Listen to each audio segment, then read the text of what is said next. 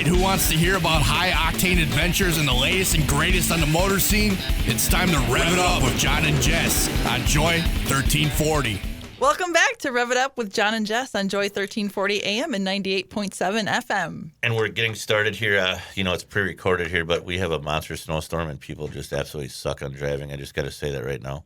Now that you got that out of the way, speaking of monster, guess who we have on the line today? Well, you just jumped right over my whole... I did. I got Tom's for it. Wow. Well, all right. Well, why don't you introduce our guest that you got to know a little, get up in Wausau, Wisconsin when we were up there? Yes, this morning we are talking with Mike Fonder. How are you today?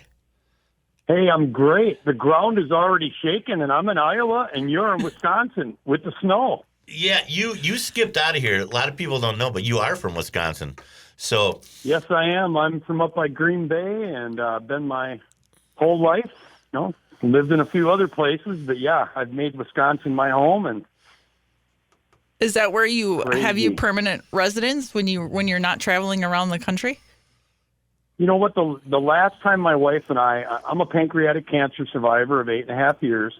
Wow. So if you go back 8.5 years ago, prior to that, 17 years, my wife and I basically lived on the road from January 1st till the week of Thanksgiving. We would come home.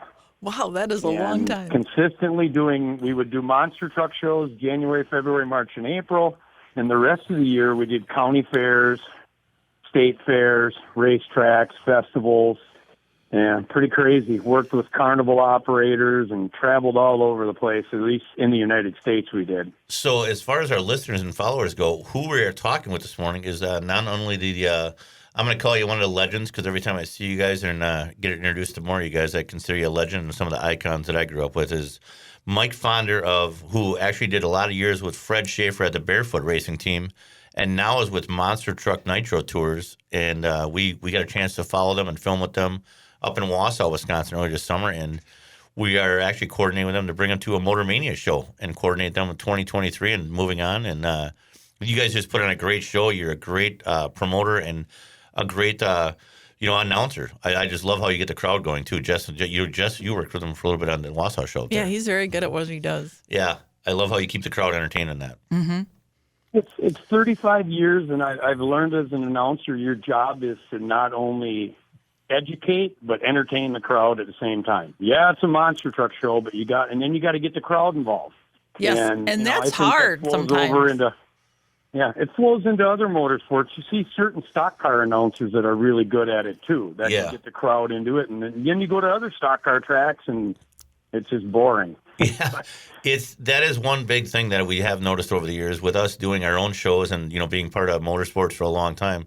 The announcers really are a major part of the show. They really are, to keep people on board. Make or break your show. Yep. Totally. Yeah. And I don't think a lot of people realize that when you go to a show. If you're just there and a show is happening and, my dad's going to go over here. Let the drag strip's going on over here. This is going over here. But if you don't have somebody announcing and do whatever, and we noticed that the first couple of years of our show too, like we need somebody barking in the microphone all the time. And, and then of course we got to talk with you, and that's really a major part. And you did a great job at Wausau, and we watched it too. Well, thank you. In talking of the Monster Truck Nitro Tour, that company, I started for Danny Torgerson's dad. I've been in the industry over 35 years, and that was who I started doing monster truck shows for originally, was Danny's dad, Stanley. And then I split off and did my own thing, bought my own monster truck ride truck. My wife and I traveled all over, and, we had a blast. But I went through my cancer stuff, and I really wasn't working or anything. And Danny, behold, called me up and said, "Hey, I heard you're healthy and you want to come back to work." And so, yeah, it's worked out, and now I've worked myself back into a sales position, and that's what I'm out on the road doing right now. Is after doing it 35 years, it's smart to put me in this sales position, because a fair can walk up to me and I can answer questions off the top of my head because I've got the experience. Absolutely. And I've done it. Been there, done that, did that. So you started as the driver? Is that what I heard? No, I actually started as an announcer. You and did? I can tell you, I was a tavern owner, and I got into announcing by a joke because a friend of mine wanted to run a concert at the Paul Bunyan Ski Hill in Lakewood, Wisconsin. Uh-huh. And they would not give him a noise permit. he came into my bar and was bitching about it. And I said, I knew other people that started motocross tracks. And I said, well, go get a motocross track, start a motocross, have a race. They'll give you a noise permit, and then you can run a concert. And that's what he did. And Roundabout way, but actually, that's how I got into the announcing was. More than one way to skin a cat. It was a joke. Hey, come and announce my motocross race. So I was, okay, I went there and I did it. It was AMA District 16 motocross race. Well, there's tracks all over Wisconsin. So by the end of the day, I had 3 other racetracks come up and go, hey, man, you're a really good announcer. You know how to talk. You can carry the crowd. Why don't you come and announce? And I'm like, no, I'm running a bar business. Right. Well, lo and behold, remember when the drinking age changed from 18 to 21? Mm-hmm. Oh, way back when. Oh, yeah. Those in the 80s, I was right? the youngest bar owner in the state of Wisconsin, and I had 2 bars, and it cut my business right in half, like 50%. Whoa. In fact, within 6 months, my mom and dad came to me, and they said, put your bars up for sale and get out of here. And I did. Wow, that's like That's really how I got throwing. into announcing. I moved to Green Bay. I got a regular job, and then my wife said, hey, why don't you call up those motocross tracks? And I did. And you guys are from the Milwaukee area, and I got discovered by Broadway Bob Metzler at Great Lakes Dragaway. That's where He had me come there and announce one motocross race, and at the end of the day, he goes, you need to be over there announcing drag racing, and then that's it. Just the rest is history. it is so amazing to me how many people have ties with Broadway Bob and Great Lakes Dragaway in the early days. And you know what? I worked for Bob for 10 years. I still feel they put him in the Drag Racing Hall of Fame as a promoter, and that guy taught me more about promotional stuff in a short 10-year period that I worked for him. Very super nice guy, and nowadays we talk about print advertising. There is no print advertising, but back in the day, Broadway Bob used to make a flyer for every one of his events. Every weekend, every single weekend, there was Yep, a new go flyer. It out was and amazing. promote, and he'd have 30,000 people there every weekend. It was crazy. That's a lot. Back in the 80s obviously when my brothers were and you guys would have the monster truck shows, that's really where we based I based Motor Mania when I created it. It was of my history as a child going down to Broadway Bob's, because you could go down to Broadway Bob's. There would be a car show, there'd be drag racing, there'd be a monster truck show going on, there'd be mud drags down there. I mean, everything, Broadway Bob, and that's where, a lot of people said about us. We throw everything at Motor Mania, everything but the kitchen sink, and that's what I'm like. That's what you have to do. And you guys really want to hear something big.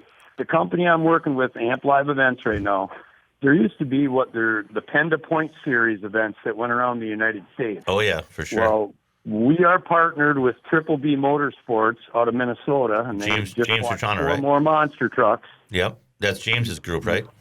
Yeah, James's group with all the USA 1 Barefoot, Monster Patrol, Carolina Crusher, and he's got all the names: Wild Thing, Ozzy Osbourne, Yeah, Jesse James, Cadaver Truck. The list goes on. He's made a name for himself for sure. Trucks. And so we're going to do we're doing like 10 big events this year, and we're kind of doing some of what you guys are doing, but we're not going to do like you guys have got a great event going on. We've heard about it. We hear through the grapevine. My son sees videos of the burnout pit and everything, and it's growing. So we're taking our monster truck shows, and we're going to run like 10 of them and have a midway motor, with different vendors and stuff for people so they can come for a whole day, have a whole afternoon, monster trucks, tough trucks, maybe some rock climbing stuff, and like you said, throw everything at it you can. Mm-hmm. Yeah, and we're going back old school with some stuff like the Daredevil stunts.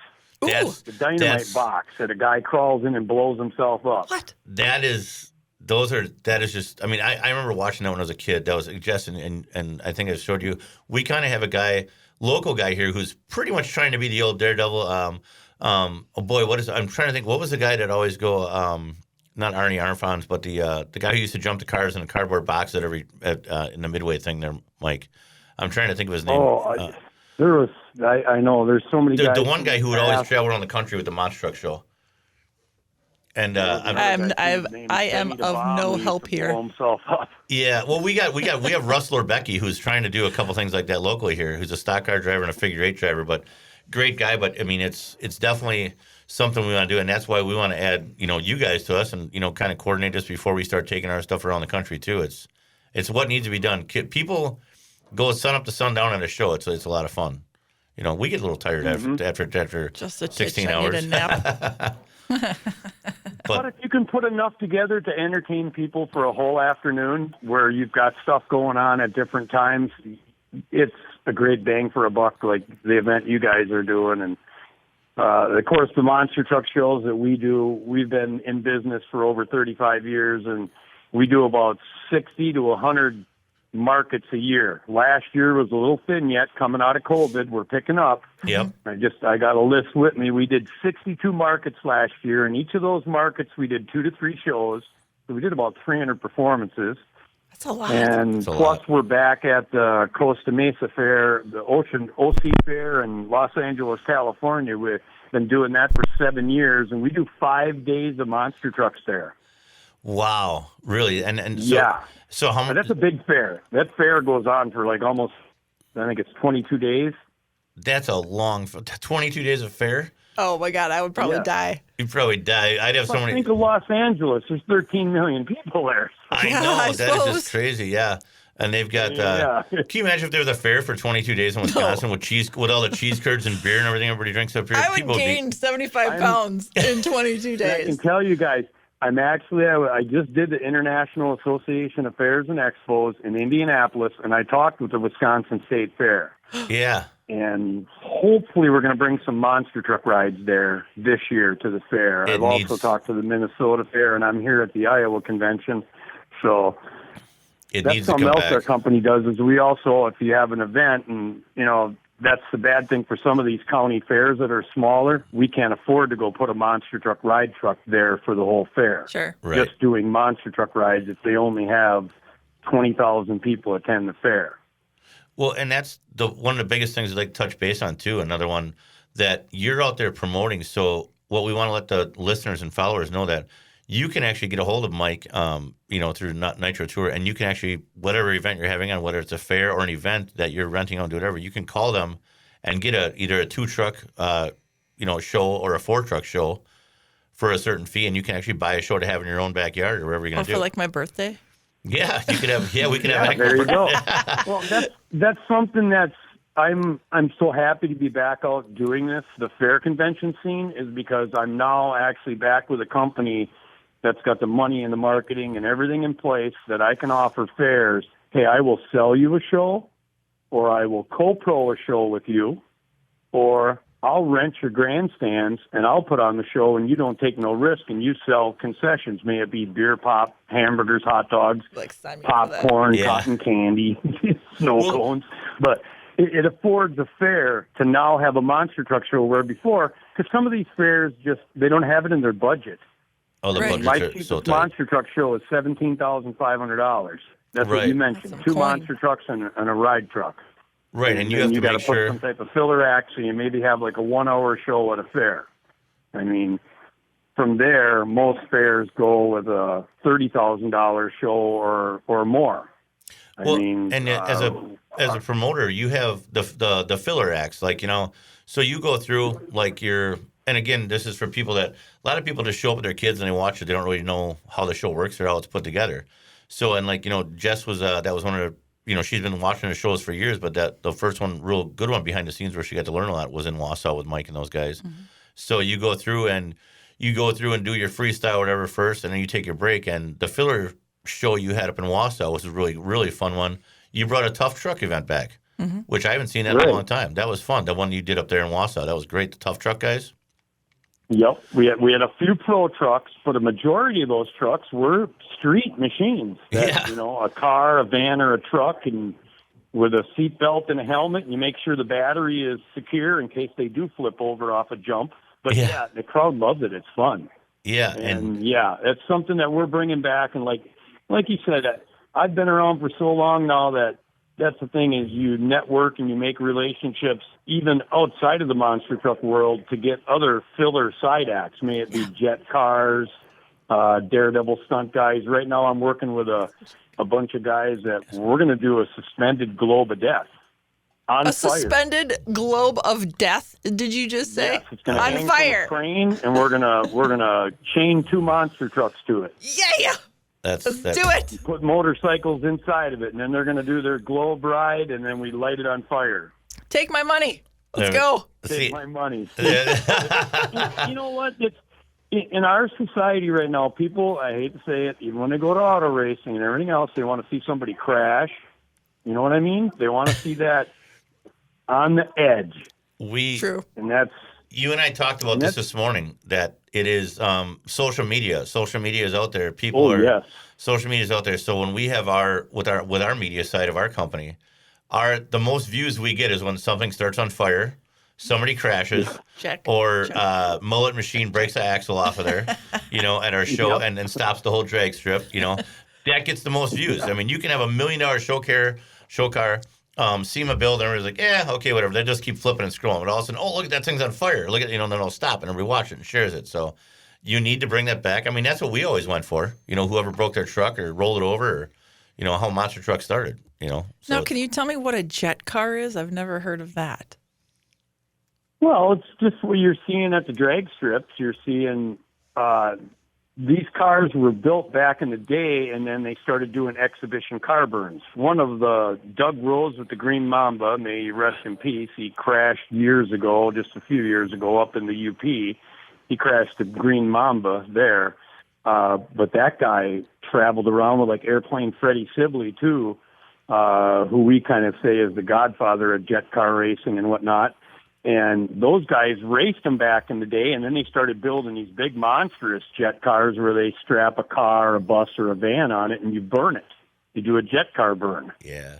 I mean, now at a drag strip, you see them run down the drag strip, and sometimes they do exhibition, what we call burner smoke fire shows. Pow, pow, pow, and shoot flames out of the back of the cars. But these are old jet engines that come out of Phantoms and F-18s, F-16s, and they put them on it is. they So this throw them really into a chassis. Oh, for and sure, some yeah. of them run them down the drag strips, and some of them, just like I said, use them as exhibition machines and I need one. strap a car on and burn them. I remember going back to Broadway Bob. I remember being down at Union Grove, and you always meet Broadway Bob with his white hair and his glasses, his Elton John glasses, and his funny pants. I mean, the guy was awesome. He's just a legend. But I remember, I think it was for one of his birthday parties.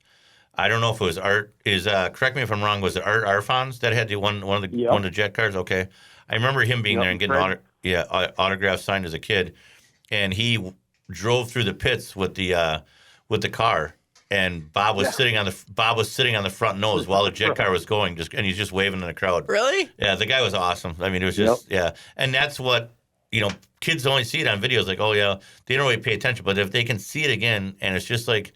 Going back to the monster trucks, bringing that back to the kids. Look at how they react at our shows, and now we're actually going to be able to have a live performance to do that stuff. I mean, it's just these kids, they always look at what we have from our experiences and even our toys that we had back then, and I really think it's great that we're bringing this all back. It's a lot of fun. Mm-hmm.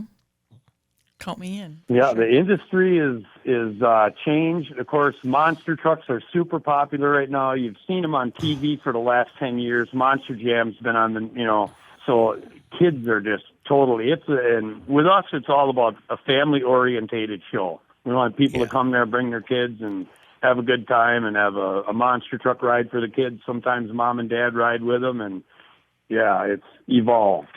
The original days of monster trucks, like you said, back at Great Lakes Dragaway, back in the 80s and whatnot, monster trucks drove over the cars. Yeah.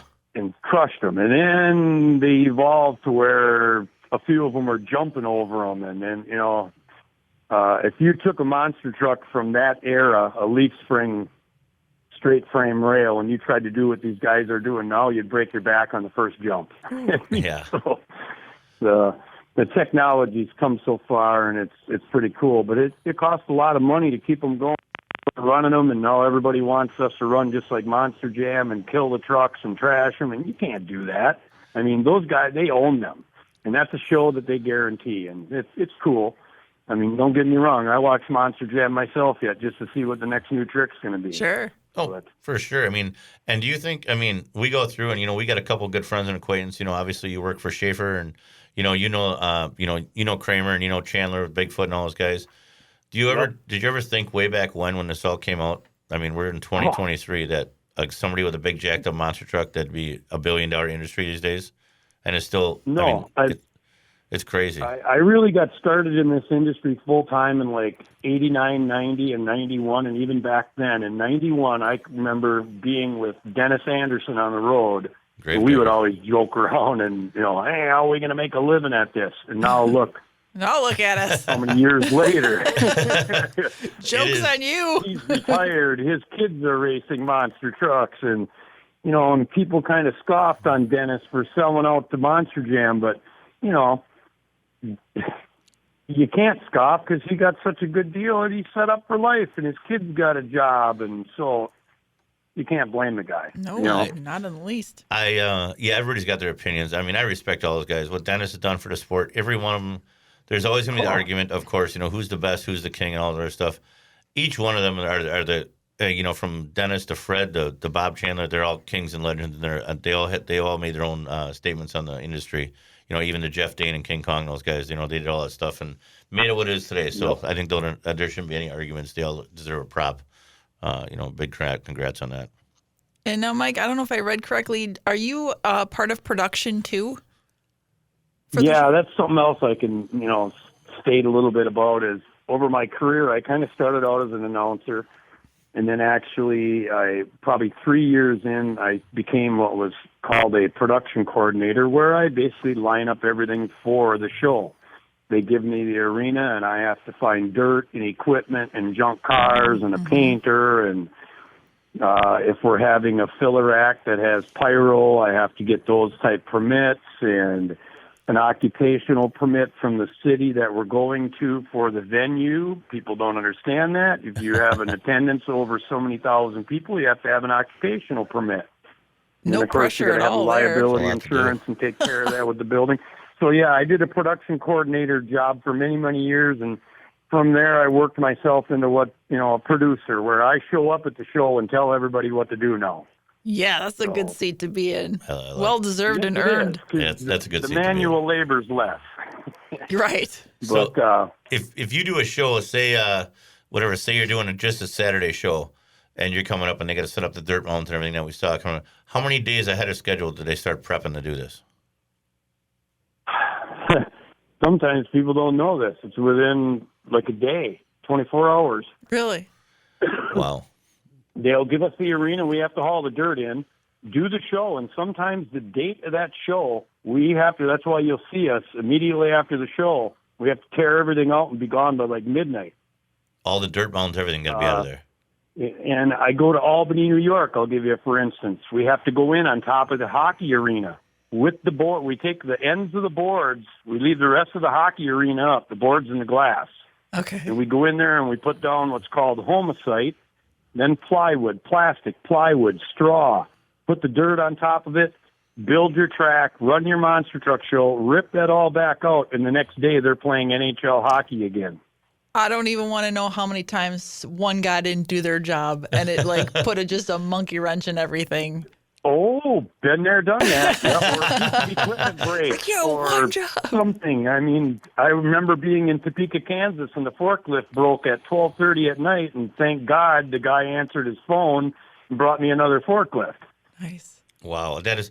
And when you get a fine. See if we sign a contract. I'll give you Wausau, Wisconsin. We had a couple extra days to get out. Yep. So by Monday, I had to have the rest of the dirt gone and the equipment and the loader tires that we use for making jumps. So every facility is different, maybe a fairgrounds, a racetrack, or a building. Now, sometimes we can go to a building and they might not have an event before us or after us, so they'll give you a couple of days to have leeway to move in and build and pull out. But some places, now when I go do these fair shows, it's in and out. I mean, I show Time up is money. 8 o'clock in the morning, build the track, run the show, tear it down, and we leave. Wow. So we're like a traveling pack of gypsies from one town to the next. Enhance the old Carney syndrome way back in the day. Right. That you are a Carney family that goes in and out and, get the job done, get out. This last summer, I probably put on 30,000 miles. Wow. And I was driving back and forth across the United States. My boss had me do a tour out west where we were in Butte, Montana, Bozeman, Montana, Missoula, and Parshall, North Dakota. And Parshall's by Williston, where all the oil money is. Okay. How many So How many people come on a crew with you to set the show up? Like if you have, obviously, if you got a four truck show, obviously you've got that. okay. And we'll I we'll just finish told up you our this. company's been in business for 30 to 35 years. We Yeah. only take 3 key people: Oh, an announcer, a show coordinator, and somebody to run what we call front gate, do the front ticketing and the money. So it's like 3 of us, and then we find people in each town. May Oh, it be a crew workers. of workers to help with ticketing, parking, security, whatever I got to have. At some of the, like Wausau, Wisconsin, we had to do everything. I had to bring in light towers, and light the place up, and I had to have security people, ticket takers, sellers, ushers. It's a that's a lot. it's a It's big a lot to keep undertaking. track of. Yeah, that's Wow. more than I thought. Well, Thank you, sir. It'll make My you hat's see off the to file you. that I have for it. Like you come to my house and I show you a file. Like I'll give you, for instance, this last summer, my boss bought me a vehicle. Got Oregon license plates on it. Take a guess what happened when I hit the Minnesota border. State trooper pulled me over, Yep. and he came and questioned me 3 different times Color me shocked. while he was checking my driver's license and insurance and everything. Oh my gosh. What is all this shit in the van? He said to me. I said, well, that's everything to run a monster truck show. I got fire extinguishers, sounds. I had this van packed. I just left my boss's house, our company, out in Arizona, and I was bringing it all back to Wisconsin. Oh my I thought I was gosh. running drugs because this van was weighted Very down. and everything. suspicious. I basically had to pull out one of my show files and open it up and give him a production coordination sheet and go, this is what I do for a living. And midway down my sheet goes security. So as I'm reading stuff off, and I said, oh, by the way, I got to call you and have you come and, oh, he says, okay, all right, have a nice day. Well, whatever Uh, works. Well, we want to thank you, Jess and I both want to thank you for giving us a little rundown in the history of what you've been up to and what's going on. And well, Jess will probably ask you, where do we find you? And we know where to find you, but how does everybody else find How you? does everybody else find you, Mike? Well, they can find me if you want to email me. It's book it at monstertrucktour.com. Pretty easy. Book it at monstertrucktour.com. Or you can call me at 920-819-2023. The area code. And that's how you can basically That's get a good. hold of me because I'm a traveling salesman right now. I'll be doing conventions all the way into February. I leave here, I get about a week off. I go to the Texas convention, then Wisconsin, Minnesota, Tennessee, South Carolina, Georgia, Louisiana. Calendar's full. And then I'll be back on Yeah. the road announcing monster truck shows by mid-February. Awesome. We'll be looking for you for sure. Yeah, and we then hopefully people look can forward to also working with you. check our website, monstertrucktour.com, www.monstertrucktour.com. You can Pretty go on basic. there. We've already got tickets and shows up for next year. La Crosse, Wisconsin, we just did a Black Friday sale. You could have got tickets for $5. Oh, But what I a deal. think we still have $10 tickets available on our website for La Crosse, Wisconsin show, and that's like the first or second weekend in February. I don't have it right in front of me, but check it out. Awesome. All right, Thank well, you so we'll much. let you get back to your booth and your fair. And again, thank you for everything, sir. And we'll be in touch, of course, for our 2023 season, partnering up with you. See you later, Sounds Mike. great. Thank and, you. You know what, Wisconsin? The ground is already shaking. Love We it. love it. Be safe, man. We'll talk to you soon. Thank you. Thank you, guys. You have a great day. You Bye-bye. too. Bye. Bye-bye. That was fun. All right. Well, you're a little more education on that set up, huh? Yeah, Yeah, a lot of stuff that man covers. for sure. Yeah. Well, Well, we ran a little late, so what else you got to finish up here? that's it. That's all I got. That's all you got? Yeah. So, all right. Well, everybody, thanks for listening again to Rev It Up with John and Jess here. Find us again on Facebook, Instagram, TikTok, YouTube, and Rumble.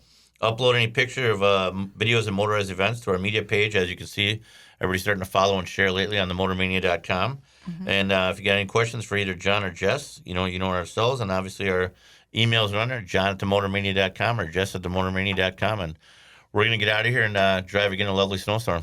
Hey, even if you are on the right track, you'll get run over if you just sit there. These are Jess is, Have a great day, everybody. Bye. Jess is kind of like the Dear Abby of the world today. So we'll Every talk to you day. later. All right, everybody. Thank you for listening. Bye.